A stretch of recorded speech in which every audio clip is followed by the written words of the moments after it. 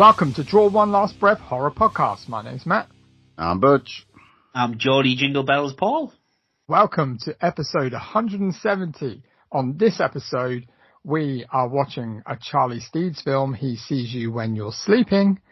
And we've got a special Something to Scream About where we're going to gift each other our Christmas presents.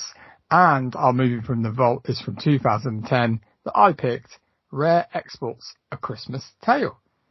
How the jingle bells are you? Jingle my bells. Ho, ho, ho. Merry bloody Christmas. Oh, he's here. I'm back. Lovely job. Paul's back after watching his late night toy show. Yeah, it was fantastic. Irish tradition. Don't But know what? if you've tried it. So it's the Christmas period. Lots of Christmas horror movies about. Have you watched any Christmas horror movies? Or is it just all normal Christmas movies? I've watched a Christmas movie. I watched it on Shudder called Advent Calendar.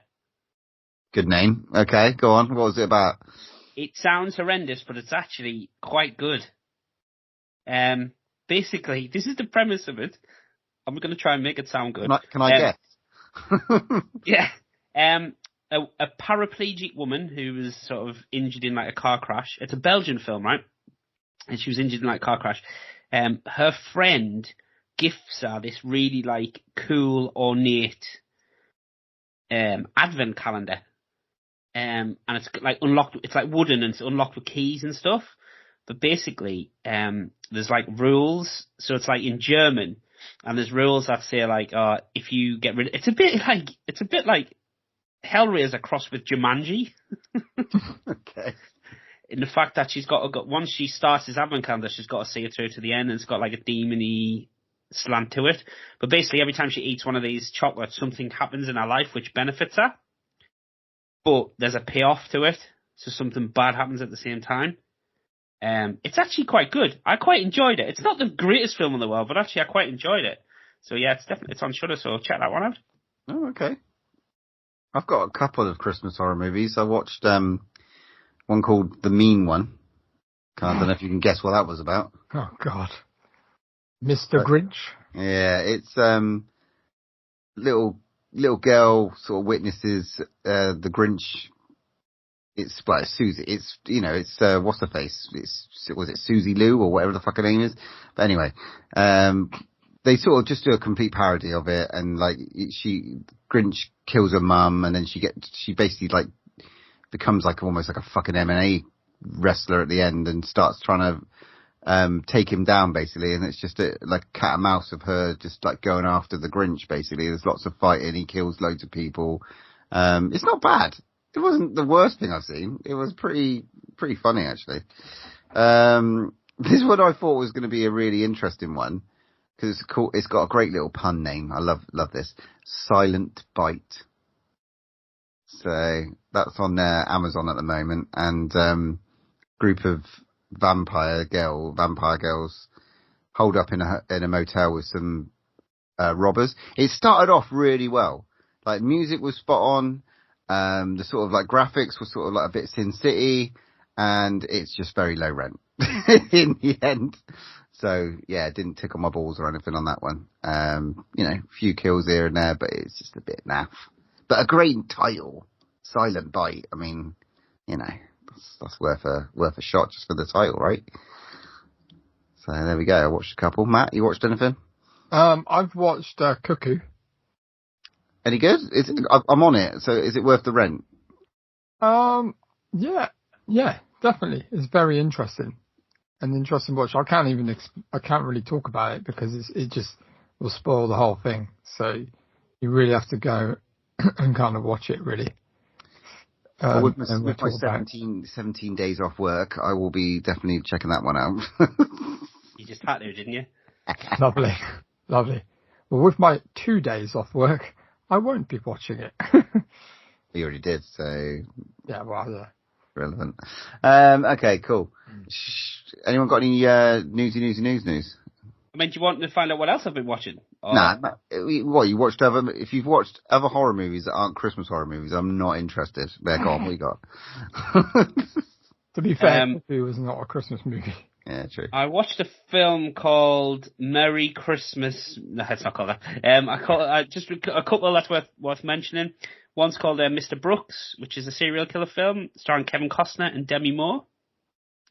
It's okay. It's alright. It's like just a standard serial killer film, but Kevin Costner plays a really good part in it. It's kind of like straight-laced family man who's got a darker side, and Demi Moore kind of catches him in the act, and it's a bit of a cat and mouse game between them. So yeah, it's alright.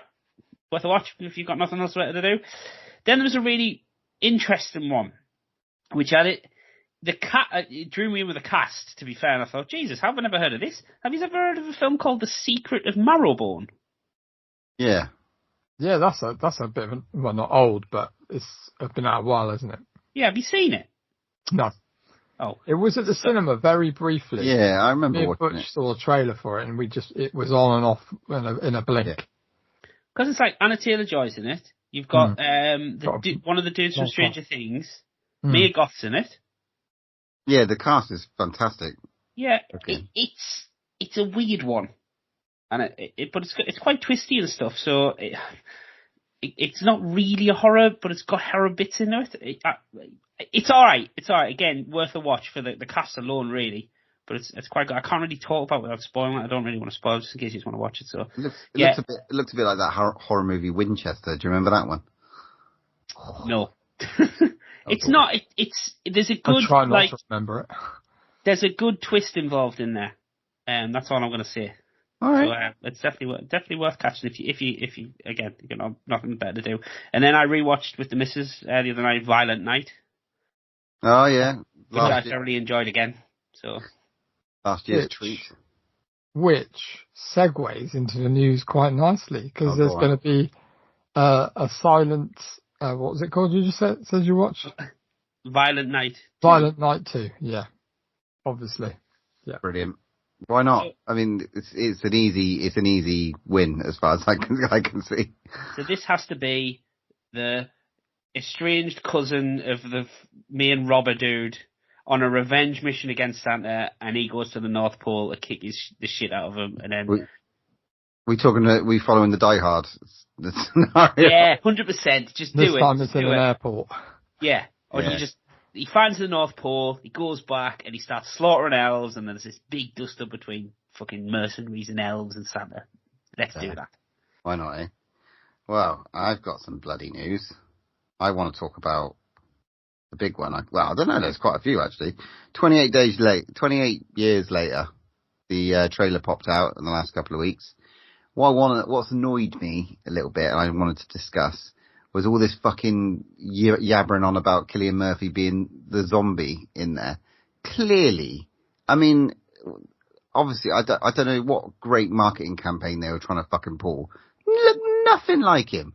Well, it was a pilot. A bit like him. I did a little bit. I can see why, but yeah, it's just people going mental and crazy. I mean, why would they do that anyway? Regardless. The trailer was great though. It was interesting. I'm looking forward to it. There was nothing to be given away. Just enough. Looks very like apocalyptic kind of Walking Dead-y, culty in places. It's, interesting, but I'm not getting too excited. Yeah, a bit like Waterworld, but on land. I am, guys, like 28 Days Later is my fave. I love it, and I actually have a real soft spot for the sequel. My excitement is at fever pitch for it, but it does look a bit Walking Dead-y. Now that can be great, but that can be bad as well. So it's very tonally, it looks completely different to what's come before, which again isn't a bad thing.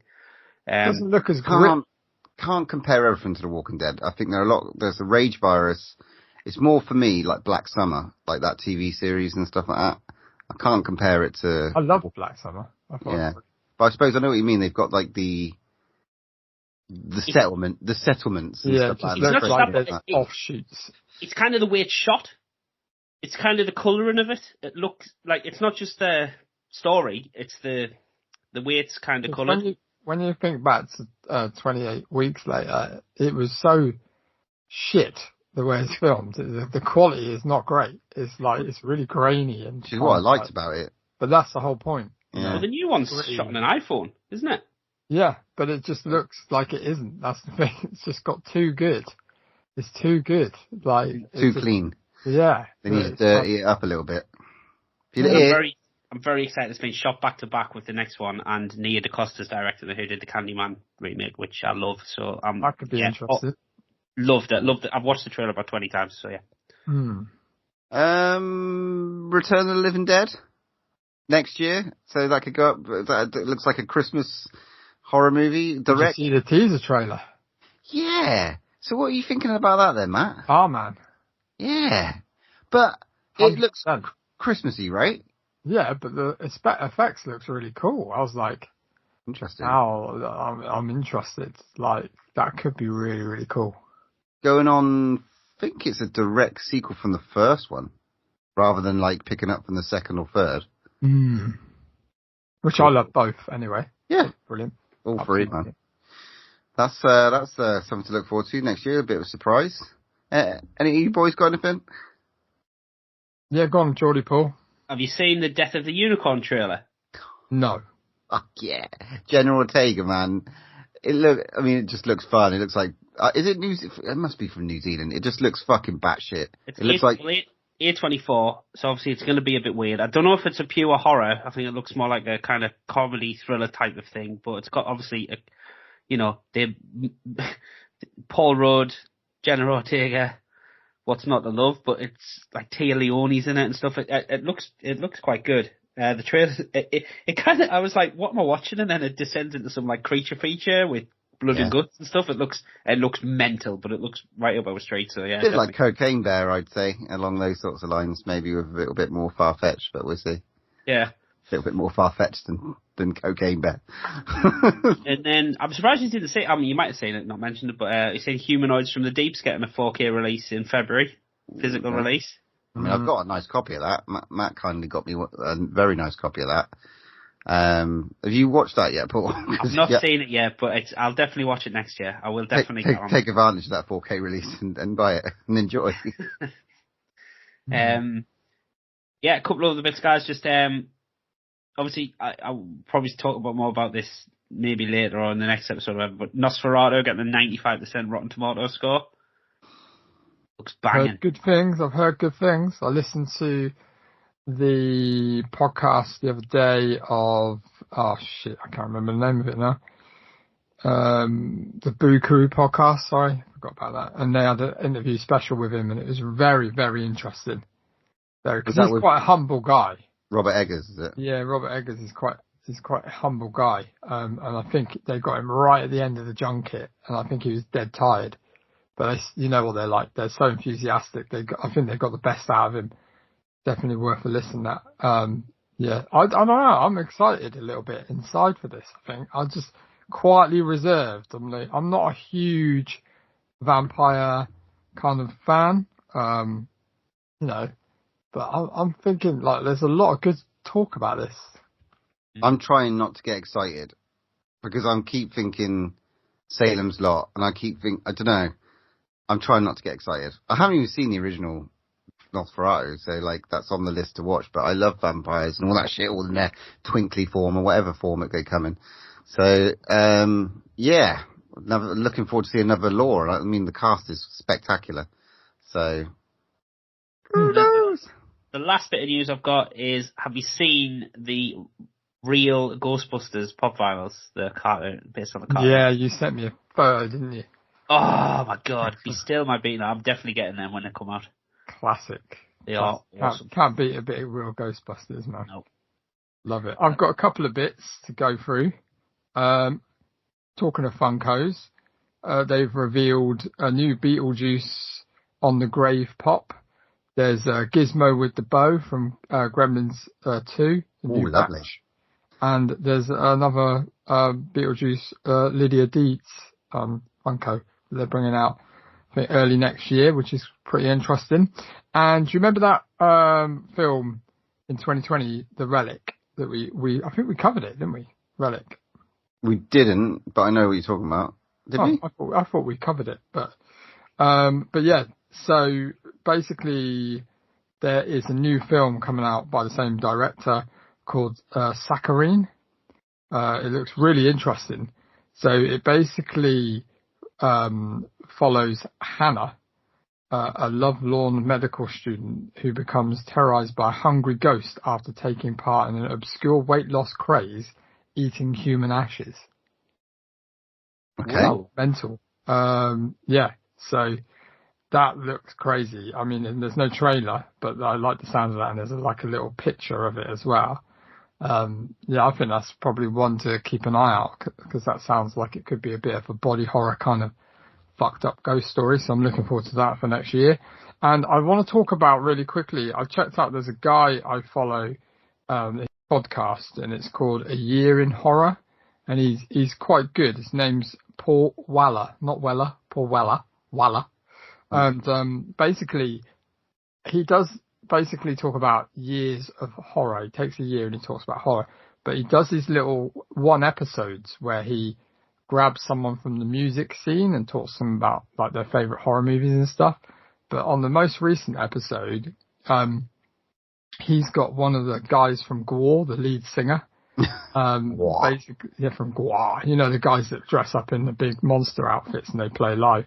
And he's got Sorborg Destructo, aka Matt Maguire, on there, and he picked Night of the Creeps, and it's just a little 30-minute episode podcast, but it's fucking brilliant because they just talk about Night of the Creeps, and Lovely job. so fun, and they delve deep in it, and it's really cool. So you guys should go and check it out. And Yeah. Mr. Paul Stevens, I don't believe you've seen it yet, have you? I haven't seen it yet, no. Ah, mate, you need to get on that. Big time. Homework. Just before we move on, we have got a bit of news related to a friend of the pod, so before you need to say it, congratulations to Ali Cat John and his now new fiancée. He announced that they were engaged, so yeah, she obviously, there's something wrong with her if she does. I'm only kidding. John is a top bloke, and we wish them lots of years of happiness together. Yeah, congratulations. Congratulations, man. Very, very, very happy for you both. There's a lovely picture of them both online as well. And yeah, it was great to see that news. Bit of an early Christmas present as well to note. We were obviously back in the Kickstarter campaign for How to Kill Monsters by Stuart Spark, starring his wife Lindsay Crane. And I got my package through this week. Lovely fucking, my t-shirt is just absolutely awesome. Posters, 3 lovely posters all signed. Already got mine on the wall. Just wanted to be, I know Paul hasn't got his yet. I know he's international, so he's waiting for his. Matt, what number did you get on your? 22. 14! 14. Oh, yeah, but I'd want 13, that's the thing. Yeah, alright, but I'm happy. It's quite I got 20. I'm 22. That's quite cool. At this rate, I'll be lucky if I get 1,300, so. I bet it turns up you got like 2. I don't think you're going to get it all. I think your posties made off of it. Yeah. I bet, but let's imagine, because like, I was literally the 2nd or 3rd backer. Pretty sure I was like, right. Why did you get number 3 then? I'm guessing like they must have cast and crew, right? Like just behind the cast. There's only like 13 cast and crew members. Probably. I don't know. I'll have words with him when I see him. Yeah, so there you go. Lots of stuff going on. Yeah, it's beautiful. I mean, I'll do an unboxing for online and stuff. Yeah, we're going to look forward to that. It is beautiful, and you've got something to look forward to, Mr. Paul Stevens. Yeah, again, absolutely knocked it out of the park on artwork and just the look of it and the love and the care and attention that's put into it. Fair play to him. Fair play to him. Thank you. Appreciate it, Stu. Cheers. Right, let's move on to our main review. What on earth is he doing back here after all this time in that house? My aunt and cousin have moved in, so I'm begrudgingly spending Christmas with them. What a great house you have. Oh, thank you. We love it. I'm Afton. Hi, Melody. Well, it seems we have a pretty full house here. If they're so bad, then why spend Christmas with them? I don't think I can fully move on until I do this. There is no killer Santa Claus. We're going to send Chester back to the sanitarium, and we're to share the profits 3 ways. It would be easier for us to just bump him off. Maybe I'm going crazy. Christmas Eve is a very dangerous night. It's the one night of the year that Santa can let himself into your house. They've got Chester thinking he's crazier than ever. That's certainly the plan, isn't it? And sometimes he's not very nice. We have no witnesses, no body, no evidence of foul play. Find out about Henry Bates, where he is, and if he's still in the hospital. So what does the cycle want? Who knows, maybe to finish up what he started? Well, maybe we should just give him you. You should never have come back here. I can't believe this is happening. Are we just supposed to wait here? Trust you? Chester didn't kill anybody. Details. I personally haven't seen any goddamn killer Santa Claus. Think about this, please. Merry Christmas. I hope you'll rot in hell.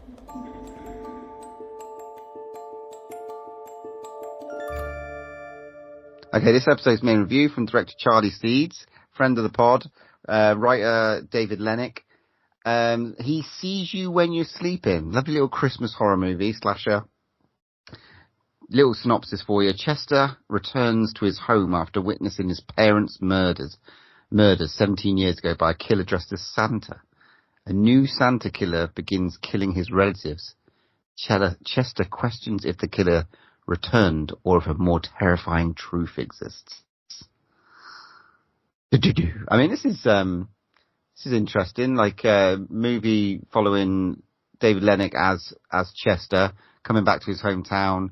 Trying to. It's sort of like almost like Knives Out. The old family home is up for grabs, and there's sort of like a bit of a slasher, or is it?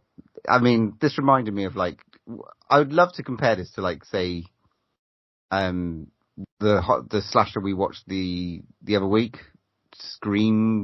Death Screams or whatever. Yeah. I was having a pop. I was having a moan about, where are these sort of 80s slasher movies, and this sort of fits in that genre. What do you think, Paul? I don't know, guys. This one was a bit of a struggle for me, to be fair.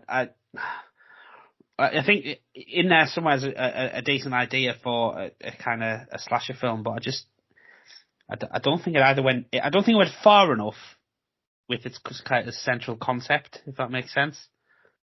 And there was just a couple of weird decisions, and a couple of the characters really did my head in, especially his brother, a cousin.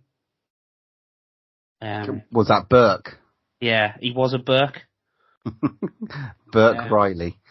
Yeah, and some of the dialogue was a bit daft, and then I don't know. I didn't really get on with it, guys, if I'm honest. Matt? Well, I didn't know what to expect with this because he's done a few movies. Charlie Steeds obviously directed a few movies, and we love some of them. And this one is obviously written by David Lennox as well as starring in it, which we just talked about. But I kind of looked at it, I think, through a different angle. So I looked at it as kind of being like a bit of a love letter to slashers. And I don't know, I felt like I was watching one of our movies from the vault, storyline wise, character wise. I was like, I could see this being made slap bang in the 80s. I could see this, I could see all the tropes in it. I could see all the kind of nods to other things. It was quite cool. And I quite liked it. I thought I enjoyed it. And I'm being serious. I actually enjoyed it. And the fact that it had Stretch from Texas Chainsaw Massacre 2 was absolutely brilliant. I thought that was the mum. Yeah, Caroline Williams. Yeah, I love her. I think she's nuts. And I think she played a good character. Well, we saw her recently in Halloween too, didn't we? So yes. So she's still about doing it, and I think that, like you said, it was a great little nod to that sort of genre. And it's got a couple of Scream Queens in it as well. It's because of the love interest's mum as well. She was from Friday 13th. So that was quite cool seeing her pop up and do a little cameo. The kills were quite interesting, I thought, as well. Quite cool. Yeah, but I enjoyed it just because I just felt like it was watching. It's like I think it was intentionally being schlocky in places, and I think it wasn't trying to kind of reinvent the wheel. It was like it was being what it was supposed to be, you know. But I enjoyed it. Yeah, I mean, you compare it to like Death Screams of last week where we didn't get fuck all for like, I don't know, an hour. At least for this one, there was like that sort of double kill at the start. You know, and the blood gore, that all worked for me. Plenty of like deaths and kills throughout as well. Didn't really know who the killer was. That was quite a good little bit of mystery in there as well. Nicholas Vince popping up as well. It's always a treat. I don't know, like I like the style of the thing. Like, again, it's a good idea to do. There seems to be a lot. If you go down the sort of genre of like Christmas horror movies, there's a lot. Yeah, there's a lot to watch. So it's going to have a good place in there, you know, when you go down the sort of digital route and sort of, you almost like, you know, let's talk about alternative Christmas. I've just watched like a couple of cheesy horror movies, The Mean One, Silent Bite. This one could easily fit in there, and you could just like pick it, watch it, move on. The poster sort of is very appealing. So the artwork, again, he's got a good person for that. I love that sort of Dark Temple style. With that big, you know, Santa with a big double axe. It's fucking hatchet axe. Good weaponry. So there's a lot of love here, mate. A lot of love for that slasher genre. I think he's had a good stab at it. A good swing at it. I did like the heel turn of the girlfriend. I thought that was quite clever. Yeah, to be honest, I didn't see that going. Like, obviously we meet Chester, the character that 17 years prior has seen his parents be murdered by Santa Claus, spoilers, some guy in a Santa outfit, which they believe to be some crazy guy that's escaped. And then we meet him, obviously 17 years later. He's come back, just decided to come back and spend Christmas with his auntie and his cousin, and bring her along, which I would imagine is his girlfriend. It's like, the thing I struck. It wasn't. Was he? I didn't get that. That wasn't it, because he was off flirting with the neighbour. Yeah, well, that's I was about to say. So, supposed to be his girlfriend, right? But like, this is one thing I've got to say about Chester as a character. No fucks given. He was just walking around like, I'll chat to who I want to chat, speak to who I want to speak to like shit, and then like just leave my whatever girlfriend with this family I've not seen in 17 years. And just piss off and go and start courting some other bird. Well, that was the thing. That was the thing. I knew something was coming with her when that happened, because I was like, why have they just let him? Why is he pissing off with the girl? And like, the girlfriend up to that point had done nothing wrong. She was like perfectly nice to him. And it was like, hang on, something's about to happen to his girlfriend here, because this is obviously the heroine of the piece. But yeah, there was a kind of, I suppose this is kind of what I was having problems with, right? So they pull up to the house, and then he reels off like a paragraph of exposition to his girlfriend about essentially his family history as they're sat on the porch with. And it's like, would you not have told her that before? Like, do you know what I mean? It was a bit like, I was watching it going, that's a bit of a silly thing to do. When he could have, there was a scene. 6 months as well. Yeah, there was a scene just before that, where he's talking to his counsellor, who was your man from Hellraiser, wasn't it? Yeah, Dr. Landry. Yeah. He was talking to him. Was it Chatterer? Yeah. Chatterer. He could have put all that into the counsellor thing, and it would have made more sense. But that, yeah. I don't know. Maybe I'm just being really picky, but I am the Grinch from The Mean One. Who knows? But yeah, I don't know. There's some funny bits, and I think it was intentionally making fun of itself in places. Like, just there was a bit when he comes in, Chester comes in the house, and he just looks at the three of them chatting, like his auntie, the cousin, and the cousin's girlfriend, and he's like, "Oh, looks like you're, I could say, plotting something." And they just look at him and then they just go back to talking about him again. It's just like, well, that's quite They start funny. laughing, don't they? They were like, hee hee ha ha ha ha I thought it was What about Uncle Nick the Gimp? The Gimp Santa? Well, I mean, Uncle Nick shouldn't be telling bedtime stories. Let's be honest. Yeah. But they were, But like, you said we didn't know who the killer was. I knew who the killer was from the start. Oh, okay. But like, the kills and stuff like that, like especially the sort of death of Aunt Marion and even Uncle Nick and stuff like that, those sort of kills were decent. The visual effects, like you almost like remember, I could go back to Death Screams, because it's a good. Really, that's touched you inside. Yeah, a little bit. You keep referring to it. It's that last How fucking many 5 other films you could have talked about? slammed another pick, Paul. There you go. Just one that for last you, 5 minutes of the movie, man, it's just so much happens. And again, it's like with this, it's just like, it just goes off on one in that last, like burst. It worked. You know, why not? Why not just like smash all the kills in just a space of a couple of minutes? Yeah, it's good. It's good. Some good screams and some good healthy Christmas movie. So, So He Sees You When You're Sleeping is now available on digital. You can rent and buy on Amazon right now. So go and check this one out for Christmas. Add it to your list. How are we rating this bad boy? What would you give it out of 10? Matt? You better let Jory Paul go first, I think. The hater. No, you two go first, please. I mean, it's right. It's average for me. It's about a 5 out of 10. So there were some good bits in it. Definitely worth one going to check out. So yeah, I'd give that a healthy 5. Still not beating my favourite, the Barge People. Still waiting. I'd give this maybe a little bit higher, 6, just because I think it's hard to do things like a Christmas movie when a lot has already been done. I like the nods to original slashers and stuff. I enjoyed it. I think it's tongue-in-cheek in places. I think he's done really, really well with the sets. I mean, I don't know, Charlie Steeds always smashes it out of the park with like settings and props and stuff. It probably loses a couple of points for Chester's array of sweaters, because I thought they were disgusting. But other than that, I enjoyed it. I really enjoyed it, and I think fair play. 6 out of 10 for me.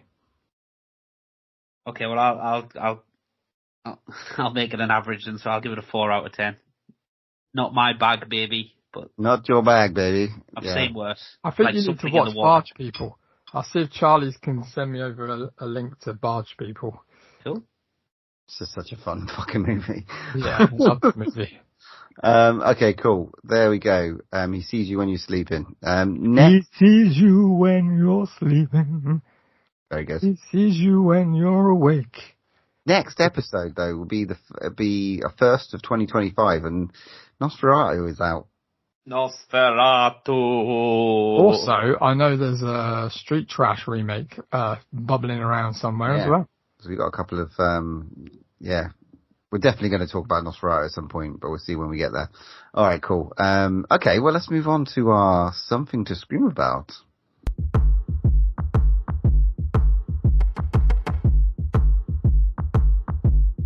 What do you want from me? Why don't you run from me? What are you wondering? What do you know?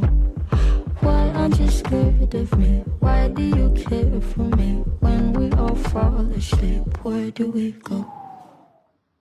Okay, so, ho, ho, ho, our very favourite Something to Scream About every year when we exchange each other's sacks. I mean, Christmas presents. We all do a Secret Santa, and we're all normally quite pleased with what we get, aren't we? Yeah, every year. You guys have fucking smashed it, so I think this year we should try and get it on, if we can get a bit on TikTok, that'd be lovely. So, put your sexy faces on when you're opening. Well, I have had a haircut, so that can go on now, so that's good. I don't look like fucking Wurzel Gummidge anymore, so. So I just want to do this, guys. Who wants to go first? I'll go first. Yeah, go on, Matt. Who are you going to open? I was about to say who's the oldest, but he answered anyway. So. Cheeky mother. Shall I open Geordie Paul's first? There's a two-part. Do I open both of them then together? No, you got to save one for next Christmas. Of course, you got to open both of them. Okay. You have to Okay. Well, I'll open this soft one first. Oh. Oh. What's this? Oh, very nice. So I've got 2 socks. That's good. One for each foot. Some Jason Voorhees socks with his mask on. They're very, very nice. I like that. Well, if you're going to open your one, I've got a soft one from Paul as well. He gives everybody a soft one, Paul. So, yeah. If you've got socks, I must have some socks too. So, we're talking about Hellraiser. Oh, look at these bad boys. Very nice. It looks a bit like you, Butch, to be fair. It does, doesn't it? No hair. Oh, mate, thank you very much. I always said to Sophie, I need some socks, so it's very cool. I think I'd like you both to open your present at the same time. Yeah. That would make it better for me. Am I not opening part 2 of Paul's? Oh, okay. Yeah, go on and do that first. Yeah, I'll Yeah, you've had your soft one, now you can have your hard one. It's a little hard one here. So I'll open that up. Oh, that is beautiful. I'll show the camera there. It's a Digital Suicide Regan pin badge. Oh, very cool. Very cool. Very nice. Thank you very much. Okay, well, I've got something similar from Paul, I think. If you know, you know. You know. So, ooh, what's this from? Digital Suicide as well. My badge. Look at that fucking bad boy. Pennywise the Clown. I love the backing. Lovely. Shout out to Danny at Digital Suicide, where obviously we love Alicat John, but Danny's my other pin supplier. He does some great work. Dirty boy. Lovely. Cheers for that. That's awesome. Right, go on, boys. I want you to both open your present for me at the same time. This might take about 3 hours since it's fucking sellotaped to fucking. Well, mine's half open. Oh, it's a rubbish job at wrapping mine. Hang on. Paul's was travelling further. Are they the same? Is that why you want us to open at the same time? Not the same. I bought something and I basically switched them around. I have no idea which one of you've got. So it's a T-shirt of Jallo T-shirt. Better not be a Sallow T-shirt, is it? Oh, Jallo. Oh, Jallo. Oh, you got that one? Sallow T-shirt. Oh, I like that. So let's have a look. I know which one Paul's got then. You've got that For the one. benefit of the camera, obviously. Matt, was there anything else in there? There should have been something else in there. Oh, really? Yeah. Oh, yeah, there is something else in there. Yeah. Oh, someone's been on Temu. What is this? Did I get it from Temu? Oh, I have a Jallo T-shirt as well. Oh, I like that. I expect to see them both out in Fright Fest next year. That's very cool. Oh, I got also a little Art the Clown. That's a cool little pin. Yeah, you both got an Art the Clown pin, I think. Yeah, there's mine. Yeah. Oh, nice. Like that. That's cool. It's glittery as well. Glittery blood.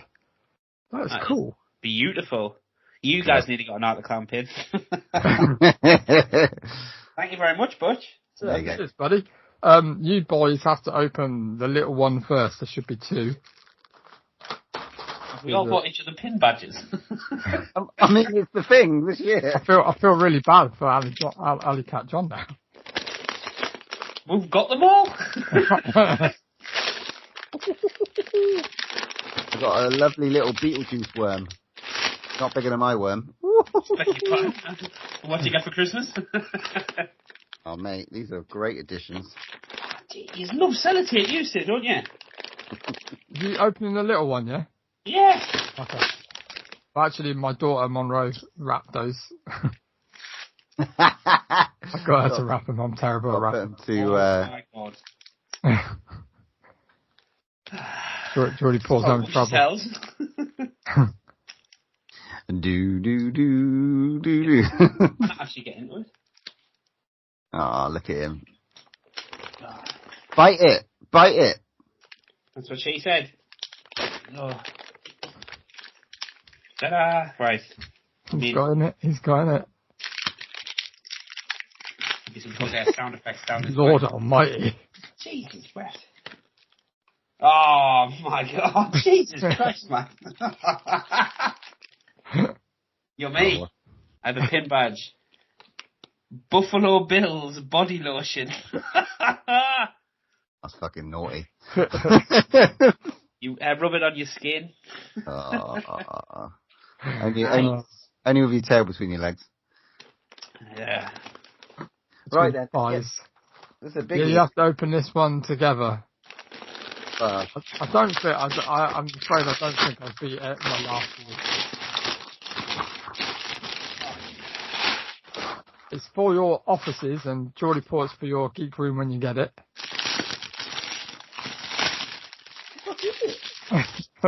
what is it? It's a rug. Oh, it's a rug. Yeah, what, it's like a blanket? little rug. I thought I was going to be kept warm then. Oh, look at that, man. That's awesome. A rug for your floor or your study. Oh, mate. That's spot on, that. Woo! Look at it! It's like VHS covers. I'll see if Maureen lets us put in the front room. So let's see which ones you've seen of these ones then, boys. Right, It's at the top.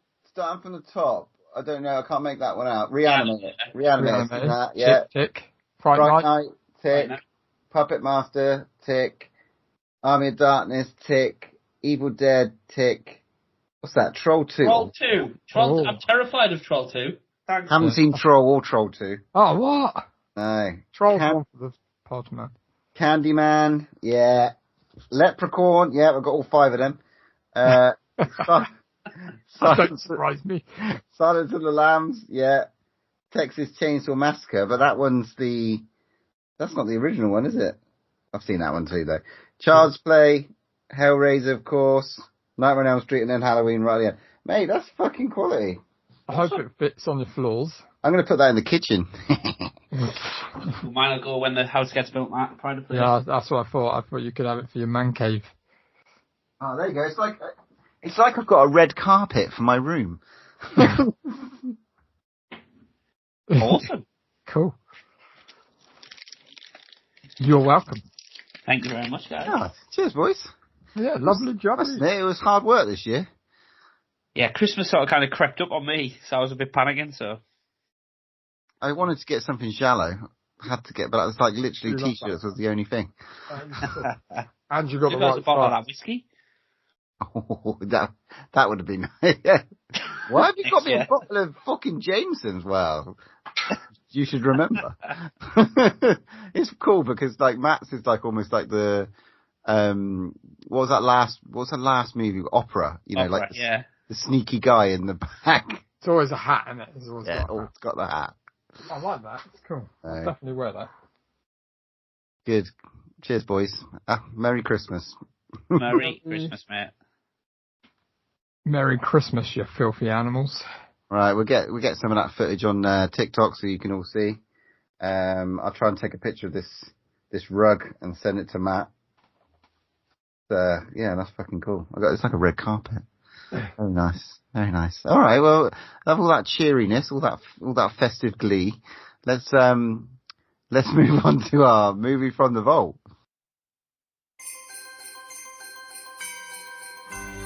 It's the most magical time of the year. When traditions are honored. And the youngest among us still believe in the spirit of the season.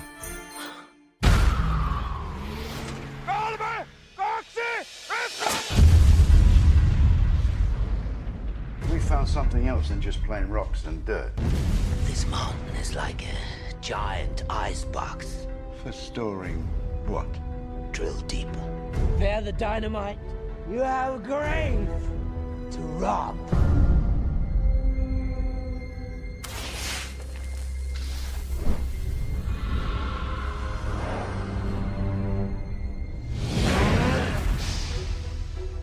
Minkälaiset sudet tekee? Hyvää joulua.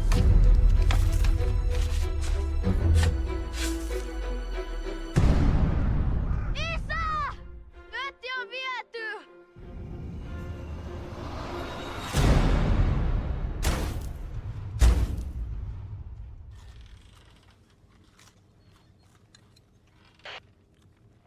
We have Santa Claus. Selitä sille, että meillä on täällä pukki myytävänä.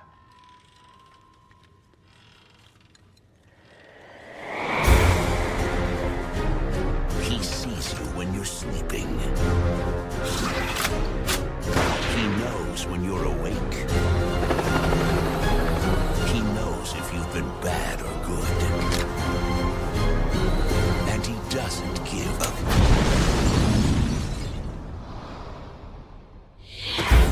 Rare Exports, A Christmas Tale.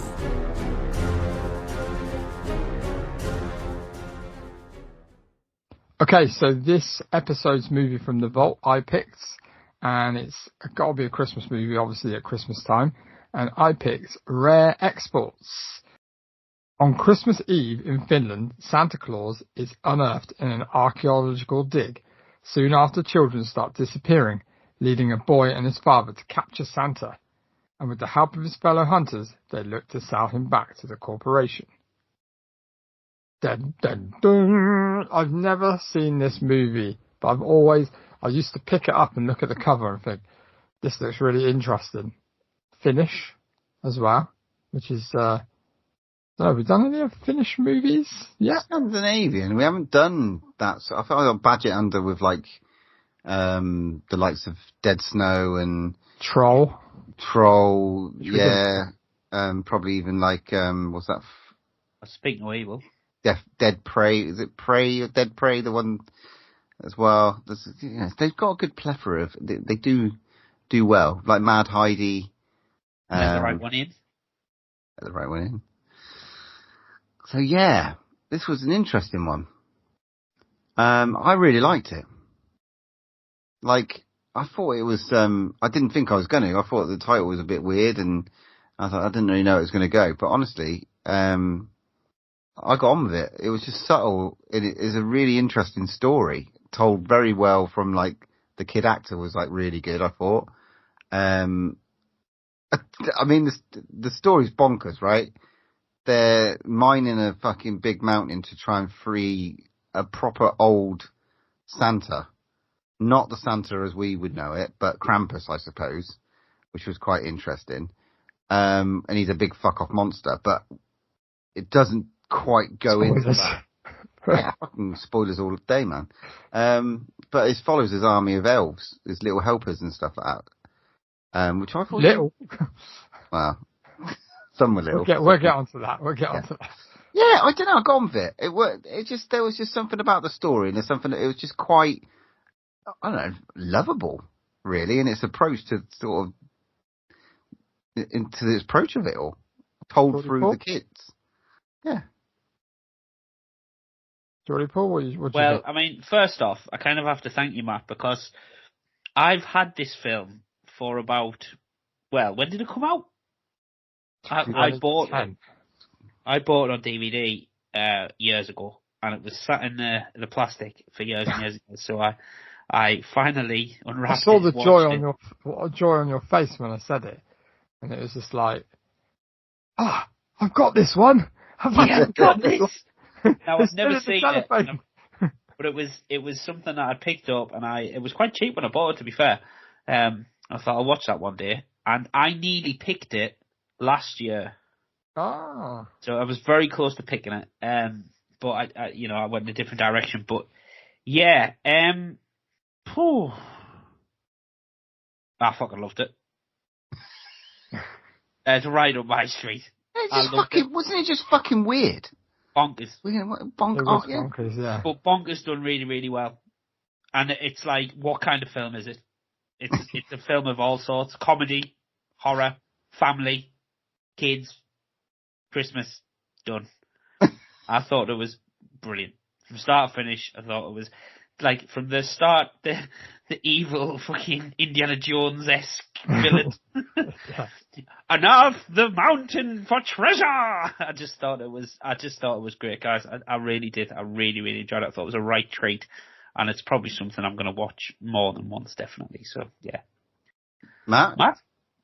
Really weird. Just really strange, because I didn't really know what to expect, and it didn't go where I thought it was going to go. And weirdly enough, there isn't loads and loads of kills, and I was expecting it to be kind of like a really big kind of special effectsy kind of like kind of practical effecty, which it was in places, but I thought it was going to be like might turn into a splatterfest, which it kind of didn't go in, which was kind of cool, because it's like it didn't have to, but the concept of it was so clever, and also shot really well. Like, the budget seems a massive budget, or was it done on a small budget but made to look really good? Because like some of the camera work and the I mean, obviously you got the setting right there anyway, but it was just done really looked like a huge budget kind of film, with all the kind of the uses there and all the stuff they were using, and you know, all the kind of extras they must have had to have, and you know, there's a lot in this film that goes on. But I thoroughly enjoyed it. I was like, what the hell am I watching? And I didn't have a clue where it was going. I really didn't have a clue. Interesting you mentioned the budget, 1.8 million euros. So what's that, like 1.6 million pounds? And it made 4 million at the box office in the US. So. Oh wow, profit! I know it got a load of critical buzz when it came out. I remember when it came out. I think it's just the journey it takes you on, because obviously they're kind of in this weird little settlement in the middle of nowhere, and relying on the fact that they've got to get a load of reindeer to survive the winter and sell and basically be able to, you know, survive where they are. There's not that many families around. It's all sort of farms. Everyone sort of pitches in. The fun is sort of loose to have with the kids and stuff. And it follows this really interesting story around where they are doing this exploration, and then this like discovery of what what I anyway believe to be Santa with a pickaxe. Quite a simple story, I thought. I was like, oh, okay. So Santa with a pickaxe is basically going to just start killing everyone. And then it wasn't as you thought. Not at all. No. It kind of reminded me of The Thing a bit, you know, lads, without any of the...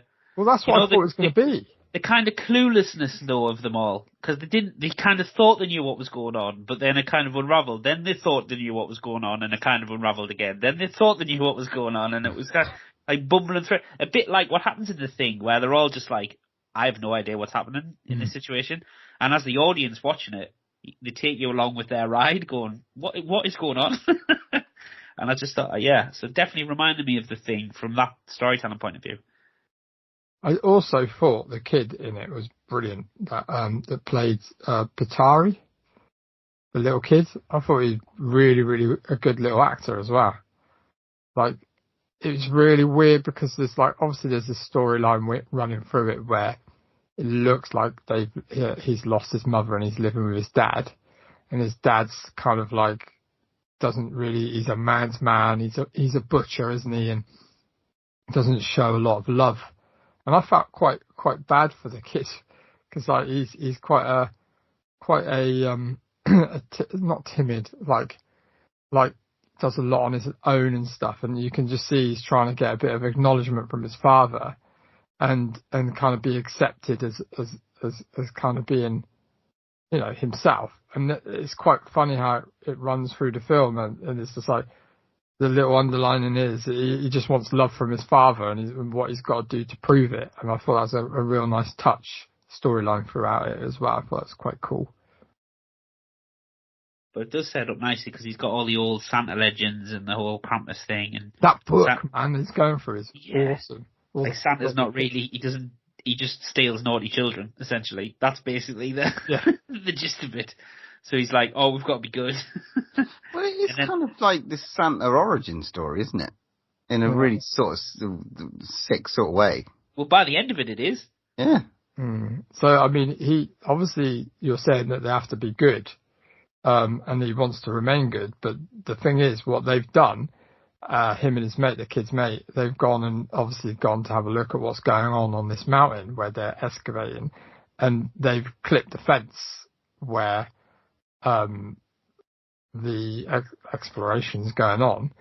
And obviously they think it's their fault because they've clipped the fence that all these reindeers have died. And therefore they're thinking, oh no, like the kid's like, I've done something naughty. Now I'm done. Santa's gonna steal me. Yeah, and it doesn't help when his best mate disappears. Yeah. That was weird, the way they were replaced with freaky little wicker dolls, which makes me think of Longlegs. Did they steal that, do you reckon? Longlegs, I like that idea. Yeah. Well, that's the whole thing, isn't it? The myth of, they steal the naughty children and then replace them with essentially give you a gift. Yeah. As a present. It's like, we'll replace the bad with the good. Creepy looking. Yeah. But obviously then, so they're kind of trying to find out what is going on. They're going to confront these miners because they reckon this is all killing their reindeers and they've let wolves in and all this type of stuff. And they're kind of theorising what's going on. And they find this big open, deserted sort of mine shaft essentially. And yeah, they haven't really got a clue what's going on. And then we find Santa Claus in a bear trap. Or do we? Yeah. Wow. What you think is Santa Claus? But that's it. It does such a good job all the way through of going, right, well, this is Santa Claus. And you sat there going, well, this is Santa Claus? Emaciated Santa Claus, like half dead, creepy looking guy. And it's really weird because it's like they capture him and obviously they think he's dead and then he's actually alive. But the weirdest thing is when he sees the kid, his eyes light up and he's all right, really like interested. And it's like, it's fucking creepy. I'm like, what is this going to turn out to be? I thought, is this going to be like a pedo Santa thing or something? It's almost that ran through my head as well. I was like, oh no, we're going to go down that route. It's like gingerbread crackhead Santa. Yeah. Love gingerbread. Yeah. They're just they just act like little fucking hillbillies really, don't they? There's an interesting thing as well in terms of the way it's shot. Do you remember watching Steeds? That movie that was got a nice reception and a nice cinema release. Same director, so that's quite interesting. And the little kid is in Sisu. Well, he's not a little kid anymore. He was in Sisu. But there's that other Finnish movie that we were going to watch. There's Something in the Barn. Oh yeah. That was sort of got to be worth a shout. I'm gonna have to dig that one out at some point as well. But yeah, it was just the twists with the fact that we were focused so much on this sort of one titular character of potentially Santa, and then it turns out that they changed him to King, and it turns out that he's just one of the elves, and that's fucking hilarious. He's like, they've captured a minion, and you're like, these fucking minions are hardcore, man. They're killing people with axes, and they seem pretty strong as well. So there was a bit of mystery. And naked. But yeah, then we meet fucking Big Santa, and we don't. And that's me. Do you disappointed that we don't get to experience Big Santa or not? I think that this was the good thing about it, because I was like, oh no, is this going to go down the route of a big CGI kind of bad CGI monster at the end? And I thought it was kind of good to keep that under wraps, because in it, essentially, like, obviously they thawed out the ice, and that's why the Halpers are thawed out. Is that right? So this is why the Halpers have now unleashed, and essentially they're going around stealing children, to give to the Santa, but they're trying to thaw him out. So there's like loads of ovens and stuff around them, and hair dryers and all this shit, trying to thaw him out because they're that dumb. And then like, so this is the point, is that they're obviously trying to thaw Santa out to take the children away. That's eat the kids? I think they're just going to feed or eat them, or take them to eat them. Well, they're his elves. Yeah. So they're just trying to rescue Santa essentially. But obviously, in the way they do it is by feeding him children, so he then becomes powerful again, or just gives back his... Because obviously he's been locked in this ice, buried in this mountain. But it doesn't matter because it's fucking blow him up. I love the fact that obviously that they focus on this dynamite that they blow the mountain up, and obviously at the end the kid just makes all the choices. The men are just redundant, and the kid's like, right, this is a plan. We're going to take the kids. We're going to move out. The owls are going to follow us. You're going to do the dynamite and blow the fucker up. I love the fact that they take his fucking horns off. So he's encased in all the ice with their horns sticking out. And they're like, well, they're hunters and stuff. So they're like, we need a trophy for this. And they take his fucking horns. I thought it was brilliant. It's so funny. What did you think? So once they rounded up all those elves, what was your first initial thought that they were going to do with them? Well, I thought they were going to run them off the side of the mountain or something to kill them all or something. So I thought they were going to eat them. Lemons. Well, my initial thought of the film it's kind of what happens, but I thought the central premise of this film, right, and I don't know where, I must have read it or someone's told me, was that they lived in a world, right, so basically Santa, right, was like, basically they lived in a world where they hunted Santas, so that was their job, because all Santas are like feral creatures, so they hunt them, capture them, and then turn them into normal Santas. I thought that was the premise of the film. So I was kind of a bit like, oh, it's not. But then the end, I was expecting them at some point to become like Santas, essentially. Right. So at the end, I was a bit like, all right, that's where that comes from.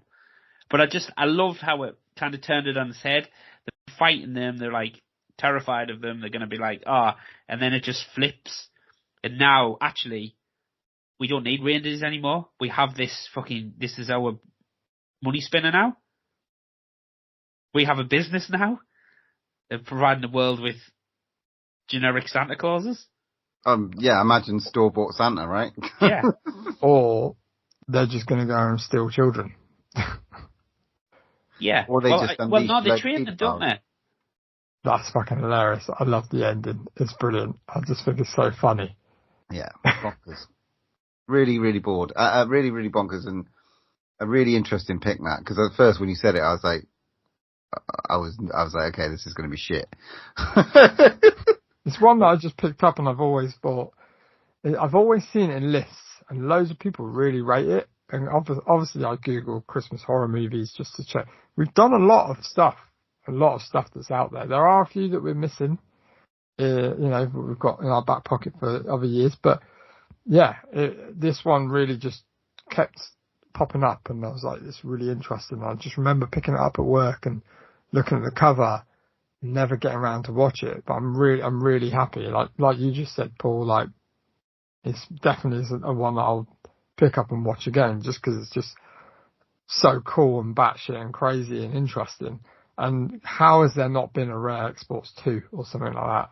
I'm amazed it hasn't been Americanized. I'm amazed it hasn't been made. Yeah, or even like in a different kind of country, like a different Santa, like set it in a different country. Like there's one in Japan, or there's one in England, or there's one in Ireland that lives underneath a mountain or something that's encased in a tube. Yeah. Man, there's so many areas they could go with it, and but yeah, I thoroughly enjoyed this one. And there's not loads of kills. There's not hundreds of kills. Not loads. Unless you're a reindeer. There's plenty of reindeer kills. Yeah. And a lot of off-screen, kind of reminded me a little bit of Jurassic Park, kind of when all the guys with the hard hats get killed. You don't really see what happens to them. Yeah. Got any Matt's facts for this one? Do you know what? It's fucking not many at all, but I got only a couple. I did a bit of digging, but yeah. So, a bit of trivia for you. So, Reno and Pietri are played by real life father and son. So the dad and the son are actually real life father and son. Oh, that's cool. I thought that was pretty cool, because I did like their relationship, and it was kind of cool throughout that. At 5 minutes 45 seconds, there is an explosion on the mountain, and the resulting smoke takes on the form of two horns, foreshadowing later events in the movie. I didn't notice that. I just read that. But Pietri's stuffed animal Rupe translates from Finnish into English as wolf. Woof. Woof. And that is literally all I could find. I couldn't even find the kill count. Well, I mean, there's some little bits. I mean, the director's gone on to do some big things now. He's got this Sisu movie out. He's done a movie with Samuel L. Jackson. Have you seen that, Sisu? It's fucking brilliant. Sisu's great, but there's a Sisu 2 coming, which is going to be interesting. Yeah.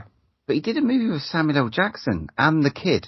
So, Oni Tamila, whatever his fucking name is spelled, he was in that. So he's obviously, pulled him along as well, which is fucking really interesting, considering that you said he was in Sisu as well.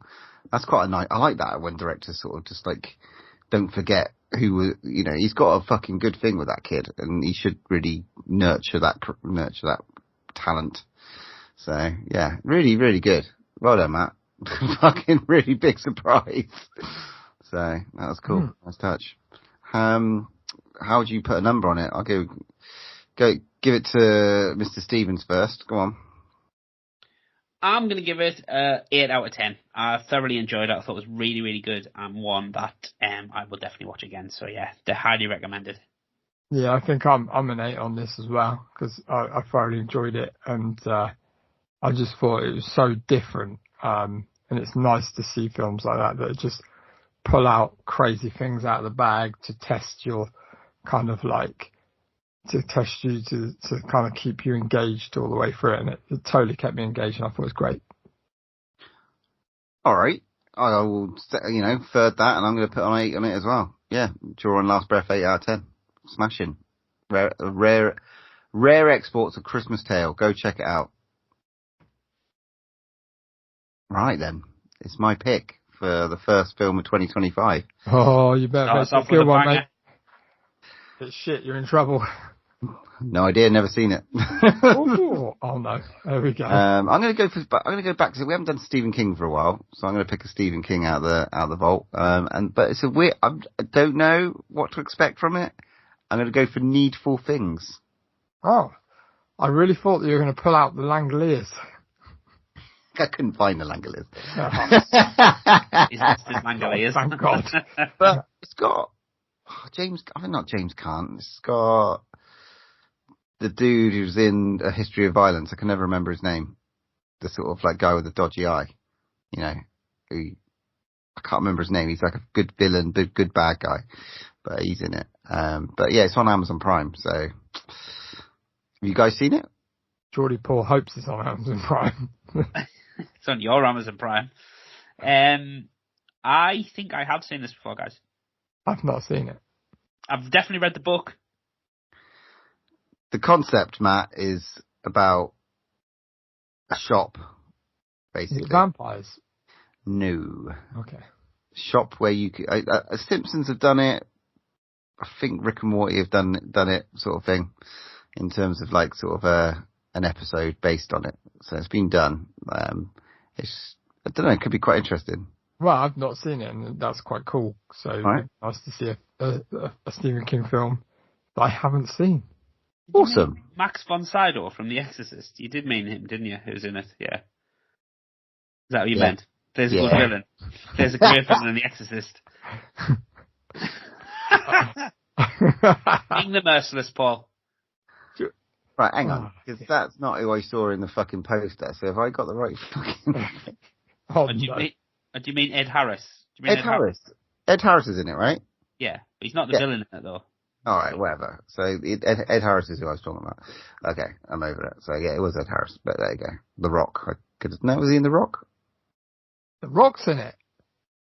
He was in The Rock, mate. Yes. Yeah. Okay, there we go. But yeah, okay, cool. So that's. I'm having a look at the poster now. Oh, it's got a bag. Buy now, pay later. 2 hours long, though, Paul. Oh my God. Oh shit! I didn't look at the time. Yeah, have you not read the book? The book's quite hefty. It's one of them. A lot of characters, a lot of stuff going on. So. I mean, what year was it? 1993. Oh, it's going to be bad, isn't it? Early 90s. It's going to be shit. I've got the worst IDMB score. I don't IMDb score even. 6.3. That's interesting. Yeah, I can't wait to spend $3.99 on my hard-earned cash to rent it. Oh, mate, can you not find it for free? No. Oh, I'm so It's sorry. okay, don't worry about it. The things I do for you, darling. Hopefully you can just nick it from work. I'm just glad it's not Subspecies 3, so... there's that choice. There's a couple. I was going to do a vampire double bill if we were going to do Nosferatu. So, but thinking Bram Stoker's Dracula. But I think that's down the way. Well, thanks for not picking that. Nice. Right, let's finish this episode. Hang on. Right, there we go then. So that's episode 170. Our little Christmas roundup of 2024 will be next. Thanks everyone for listening, putting up with us in 2024. We'll still be here in 2025. We're not going anywhere. We still love it. Moving on to episode 171. We're going to be doing maybe Street Trash, maybe Nosferatu. We'll see. But I've just pulled obviously we're going to be doing our top 10 roundup, which I'm really looking forward to talking about because 2024 has been a fucking good year for horror. And I've just pulled out the vault, Needful Things by Stephen King. And there's only one more thing to say. When there's no more room in hell, here's another podcast. I am the devil, and I am here to do the devil's work. You can follow us on Twitter @DrawOneLast, Instagram @DrawOneLastBreath, or pop us an email at drawnelastbreathpod@hotmail.com.